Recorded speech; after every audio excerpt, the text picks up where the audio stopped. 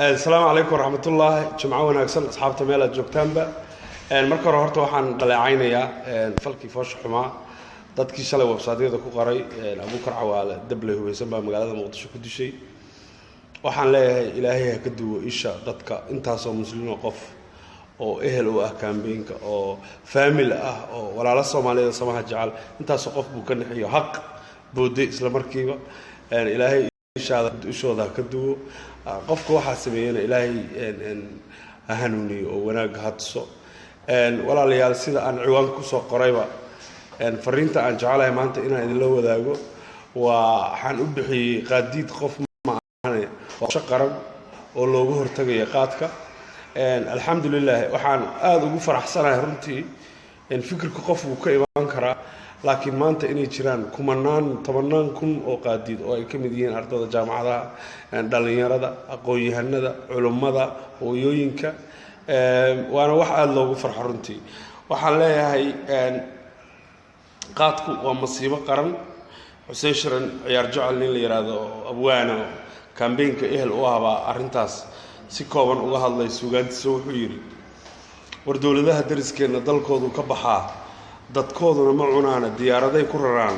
oo dalkeena u diraan oo da'yarteena ku dilaan oo dollarkeena gurtaano diyaaraday ku rartaan oo dalkooday ku dhistaan oo dakhligooday ku kabtaan oo dalkeena ku dunshaane waa gumaysi dahsoone dulli weeye daaqaadka alxamdulillah waxaan ku faraxsanahay in fariintaasi ay meel walba gaartay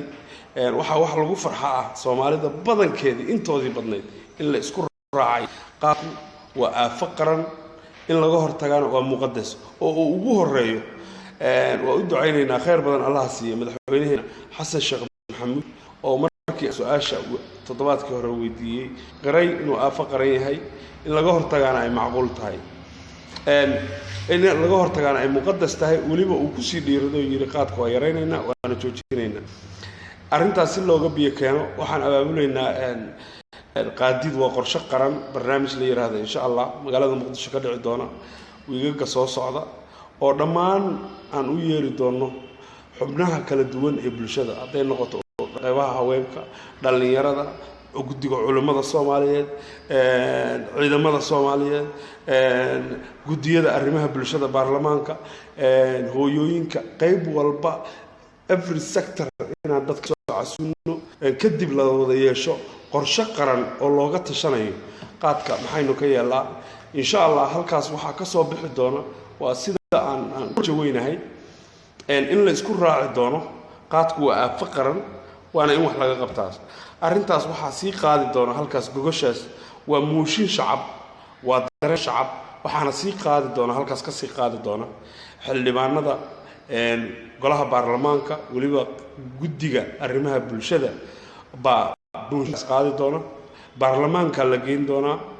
way dhici doontaa biidnillah caqabada way jiraan laakiin inta samaha jecel iyo inta gadaal ka riixaysa iyo inta hawsha wada ka badan waana ku guuleysan doonaa waxaan jecelahay inaan booriyo aan runtii walaalaha Soomaaliyeed aan aad ugu dhiirigeliyo hawshan in laga qayb qaato dadka qaar badan baa waxay dhahaan bahalkan siyaad baraa joojin waaye bahalkan xal loo mehi karo warqaadka arintaas waxa ka muuqata dad si fiican u dhaminsid dad quustay oo aan haweysan in wax laga qaban karo inkastoo jiraan dad badan oo fikirka aaminsan oo ku dhiiran kara in wax laga qaban karo walaalayaal yaas hawshu way adag tahay caqabaduhu way fara badan yihiin laakiin macnaheedu ma aha waxba laga ma qaban karo waxaan caruurteenu xaq ugu leenahay caruurteena soo socota waxay xaq noogu leeyihiin awlaadeena tagayna waxay xaq noogu leeyihiin inaan dhabaha u sii xaarno in jabkii rag u geystay ummadda Soomaaliyeed u geystay aniguba aan ka koow ahaa inta uu wiil asaagiis ka reebo habad ka dhigay oo maanta Hargeysa iyo Gaalkacyo iyo Muqdisho iyo qaarkood lugaha ka tirad uga xiran tahay oo meelaha dhimirka la geeyay walaalayaal xaq waxaan u leenahay oo waajib muqaddas ah oo wada saaran diiniyan dhaqaniyan bini aadanimo ahaan Soomaalimo ahaan inaan hawshaas ha loo dirdirgeliyo ha laga wada qayb qaato insha Allah meel aad joogtaanba waxaan leeyahay barnaamijkaas ha la taageeradu ma aha kaliya Abuukar oo ma sha Allah iyo Abuukar hore u socay iyo Abuukar sheekadu way dhaaftay waa mabda qaadiidku waa qaran dhan oo diiday in miisaaniyadooda la gurto waa qaran diiday in maskaxdooda la gumaysto waa bulsho diiday in miisaaniyadda dawladda in ka badan aanu siino dawladaha dariskeena oo aan sameeyna rabin waa inaan gumeednimo waa gunnimo waa daciifnimo in annagoo jidadkeena dindunsan yihiin annagoo caruurteena xarooyinka barakacayaasha yaalaan annagoo baahi weyn u qabna inaanu intaas oo milyan oo dollar 467 milyan oo dollar inaanu sanadkii siino oo waliba Soomaaliland iyo meelaha qaarkood ku jirin inta la hayo oo fikirska way waa wali casb oran jiray marka walaalayaal arintaas laga qayb qaato loo istaago waxa ugu weyn ee ka codsanayo aamino horta waxaan in wax laga qaban karo oo la sameyn karo oo guusha la gaari karo horta aamina niyeysta dagaalkana gala dagaalka seebaad ku gali kartaa baa marka meesha taala hadii aad dalka joogtid qayb weyn baad ka qaadan kartaa nin shaqaaliyaada arintaas meel saaray waa munkur la reebayo hadii aad madaxweyne iyo maamul goboleed iyo aad tahay waajib baa ku saaran oo kitaab baad horta martay inaad dalkan dad diintiisa iyo dadkiisa iyo dantiisa aad difaacaysid madaxweynayaasha maamul goboleedka waa challenge gareynaya waxaan leeyahay qaad diyaarada inay u soo degaan maamulka aad joogtid oo aad adigu kabiirka ka tahay badanta dadka iyo dalka ku jirta arintaas waa gacan wax uga qabatid fadlan joojiya dadka isoo wacaya waxay disturb gareynaysaa ama kala goynaysaa hawshan aan wado mas'uuliyiinta marka waxa saaran inay gacanta wax ku qabtaan iyagoo authority bay leeyihiin waxa ku filan kaliya awood Ilaahay baa iska leh inay dhahaan airportkan meesha yartahay maamulka anigu aan ka taliyo airportkan ayaan laga soo dejin waxa haray dadka kala oo culimadu ku jirto in lagu celceliyo in afka lagu reebo in la dhaho waa waray oo maalin wad jimcayaasha khudbooyinka lagu soo qaato oo goobaha bulshada looga hadlo oo meel walba loo wada istaago qaybta dhalinyarada ay ka qaadan karaan waxa weeye inaadan ogolaan adigu inaad diidid oo niyadda ka diidid ilaa waa munkure qofka cunaya inaad dhahdo walaalo igala tag qaad baad cunaysaa idhaaf qaad baad cunaysaa guriga ijaari maayo qaad baad cunaysaa saaxiib kula noqon maayo qaad baad cunaysaa agteeda soo fariisan qaad baad cunaysaa ma waa takoorid qofkaas loogu hilinayo waxa la leeyahay adigu nin Soomaaliyeed baa tahay wiil fiican oo walaalkeena tahay laakiin waxa aad tafta ku wadato saameyn weyn bay dadka iyo dalkaba ku yeeshay marka taas la reebaya haddii cid walba ay saas ugu soo jeesto oo meel walba iyo social media iyo aaladahan laga faa'iideysto qaadku waa qurun qaadka meel ay galaan bay dadku waayeen waa la karhaya waxa hadda guul ah intii ololahan socday Soomaaliya last year iyo halka kan iyo sanadkan wuxuu noqday wax ceebo oo dadka intooda sharafta leh ka shoodaan marka halkaas waa in laga sii wadaa waa in la sii dardargeliyaa waa in qof walba uu qoraa oo uu buran haday gabar tahay buran burtaa oo raggu ka gabayaan oo aan loo kala harin waa in qof walba xil iska saara what can I do anigu hadda maxaan sameyn karaa shakhsi baan ahay ilaahay karti iyo karaamo iyo aqli iyo cilmi iyo awood buu sameeyay maxaan anigu hadda isweydiiyay maxaan ka qaban karaa arintan ma ehelkaaga qof ah oo aqaan jira oo kala hadli doontaa ma qof dariskaaga oo qaadku dhibaato ku haya jira oo aad u nasteexayn doontaa waa nooc ka mid ah munkur reebista marka walaalayaal arintaas laga wada qayb qaato guushu way dhowdahay waxaan ka digayaa runtii oo ka digayaa dadka ku celcelinaya warqaad Soomaaliya laga ma joojin karo waxaan idin xasuusinayaa dad baa lahaa Ingiriiska markuu ololuhu ka bilaamay warbeerahan Kenya Ingiriis ba isla leh laga ma joojin karo annaga waxa ayna saaran dadaal inaan dadaalno talada Ilaahay baa iska leh Ilaahay baa awood laakiin annagu inaan dadaalnaa oo aan isku daynayo waa muqaddas annagu u helinayna jiilka soo socdo Soomaaliyeed oo yararka oo dhalanaya oo hadda dawladaha dariskeena geedaha hor la u beerayaan geed hor loo qaada la beerayaa si uu wiilkiisu customer u noqo geedkaas u cuno marka waa in laga hortaga arintaas waa in la diidaa waa in aayaha fog laga fakaraa adduunyada kama jirto adduunyada reer galbeed oo dhan isku soo dar carab oo dhan isku soo dar middle east oo dhan isku China iyo South Asia oo dhan isku soo dar adduunyada kama jirto airport international oo darooga u soo degto adduunyada kama jirto darooga adduunku mamnuucay oo gaaladii gaala ahayd oo aan alla ka cabsi u fiirinayn ay dhaheen waa mamnuuc bulshada iyadu dhibaato u yahay annagoo islaam ah oo muslim ah inaanu diyaarado iyadoo kartoonnaa aanu ka soo degsanno oo weliba dhaqaale aad u fara badan oo aan naga go'in marxaladda aan maanta ku jirto nagama go'do 400 milyan inaan bixino waxaan baaqi gooniya jecelahay inaan diro madaxweynaha puntland cabdiweli maxamed algaas oo sameeyey siyaasad ah waa meesha keliya waana ku xajinaya hadal kana gaban maayo waa meesha keliya labada jawaano sonkorta ah iyo labada jawaano bariiska ah iyo labada jawaano baastada burka ah oo xalaasha ah oo boosaaso ka soo dega yaa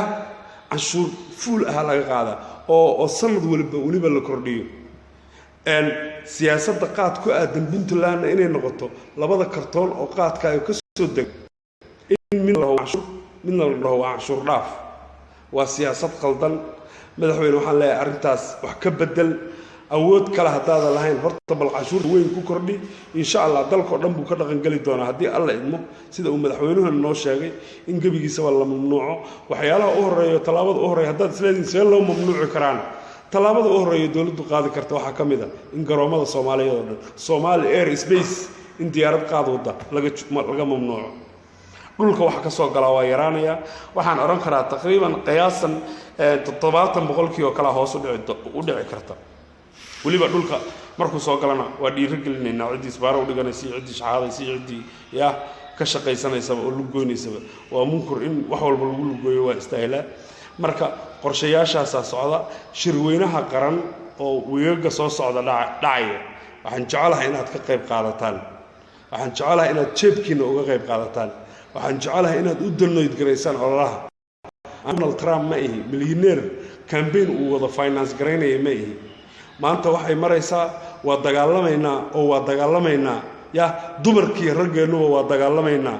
waxaan la dagaalamaynaa cadowga ugu daran dalkeen iyo daroogadaas qaadka baa la dagaalamaynaa dagaalka qaybtiina ka qaata komanadiina faraha badan waa u jeedaa aad baan ugu mahadsantihiin dhiirigelinta joogtada ah waxa halkaas soo gaarsiiyey ololahan waa inta samaha jecel waa inta soo ducaynaysa inta xun oo dil iyo balaayo iyo noo saadinaysan ilaahay hanuuniyo way jiraan runtii dad dhab ay ka tahay oo dil maleegaya oo doonaya Abuukar Cawaale inay dilaan laakiin fariintayadu waa cadda Abuukar Cawaale waa shakhsi laakiin qaadiid waa mabda ma dili karaan markaasuu tooreyda gal kala sii baxay aniga ilaahay baa tayda abuurtay asaga goortaan dhimanayo og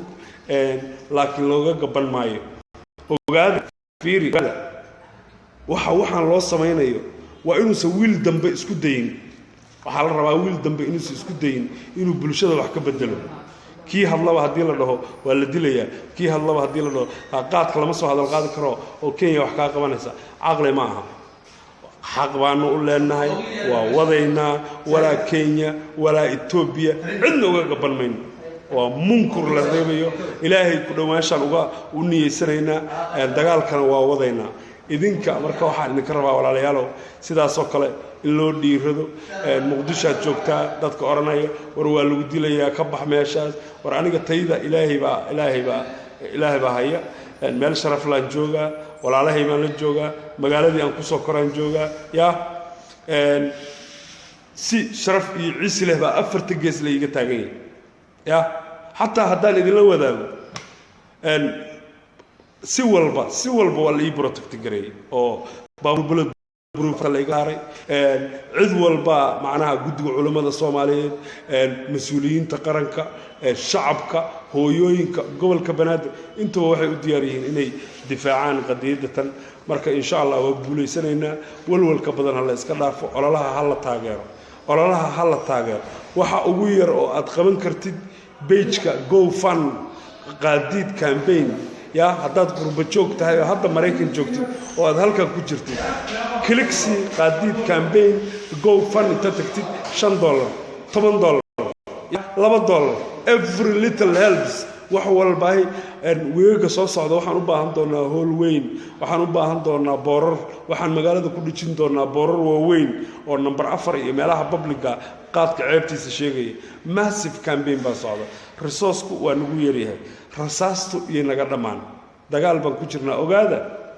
2 wiig ka hor bay ahayd markii muxuu ahaa Uhuru Kenyatta 1 billion shilling buu ugu deeqay 1 billion shilling buu ugu deeqay beeraleyda Kenya inay sii expand gareeyaan oo sii fidiyaan businesskooda oo ay meel walba gaarsiiyaan oo strategy loo sameeyo in qaadka la difaaco annagu waa inaanu lanman 1 billion haysinine bal $5 iyo $10 isku soo daro ololahan aan dagaalkaas ku galno shirkaas qaadiid iyo qorshe qaran shirkaas walaalayaal oo ka qayb qaata inuu dhaco oo noo suuroobo oo nala bixiyo qarashaad ku baxaya EFC gaad isticmaali kartaan account any xawlaad baad tagi kartaa any xawlaad Abuukar Cawaale qaadiid taleefankaygu page-kaygu ku qoran yahay haddaad dib u sii raacdo ya any xawlaad baad tagi kartaa ya toos hotelkayga laftiisa lagu keenaya xataa meel dheer ma aadeen team dhan baa u diyaar hawshaas ku jira guda iyo dibadba arrintaas ka qayb gala oo walaalayaal oo ka qayb gala oo yaan eg haddii ay waxyaalahan oo kala fashilmaan waxyaalahan aan u sii dhiiranayo waa yiisa fashilmin because fashilkeedu wuxuu keeni karaa in la dhaho wallaahi hadda ka hor la isku dayo waxa waaye ma soconayso so we must inaan guulaysano insha Allah biidnillah waana guulaysanaynaa luqadda dhalinyarada anoo isticmaalayaan hadda ka hor waxaan helay away game anagoo ahan Kenya 4-0 uga badinay this is a home game ya ciidaydii iyo calankayga baa qorta ii suran culumma gadaasheeda taagan oo abwaanna gadaasheeda taagan mas'uuliyiintii baa gadaasheeda taagan waana la guulaysan karaa dad xun baa jira iyo dawladda lafteeda cunta iyo xildhibaanadu waa saan iyo stop being negative dadka negative ka walaalayaal iska daaya bal arinta tan all positive energy aan wada galina gidigeen aan guux ku wada abuurno aan wada bushkarayno let's believe it and aamino marka la idin leeyahay wadagaalamaynaa diyo rageennaba ina soo dareershaa waxaan la dagaalamaynaa cudurka ugu daran adduunkee qaadkaan la dagaalamaynaa waxaan la dagaalamaynaa cudurka ugu daran dalkeenne qaadkaan la dagaalamaynaa marka ila gala dagaalka jimca wanaagsan aad iyo aad mahadsantihiin gulba idin rajeynaya noo soo duceeyay salaamu calaykum waraxmatullaahi wabarakaatu